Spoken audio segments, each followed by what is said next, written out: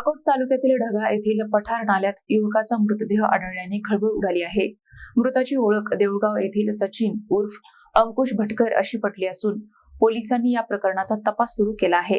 अकोट तालुक्यातील अकोट ग्रामीण पोलीस ठाण्याच्या हद्दीतील ढगा गावाजवळील पठार नाल्यात एका युवकाचा मृतदेह आढळून आल्याने परिसरात खळबळ उडाली। घटनेची माहिती मिळताच अकोट ग्रामीण पोलीस आणि वीर एकलव्य आपत्कालीन बचाव पथकाचे अध्यक्ष पांडुरंग तायडे यांच्यासह पथकातील सदस्य घटनास्थळी दाखल झाले। बचाव पथकाने नाल्यातून मृतदेह बाहेर काढून पुढील वैद्यकीय आणि कायदेशीर प्रक्रियेसाठी अकोट ग्रामीण रुग्णालयात हलविला। दरम्यान मृत युवकाची ओळख अकोट तालुक्यातील देऊळगाव येथील सचिन उर्फ अंकुश भटकर वय वर्ष 34 अशी पटली आहे। या घटनेमुळे ढगा आणि देऊळगाव परिसरात शोककळा पसरली असून नागरिकांमध्ये हळहळ व्यक्त होत आहे।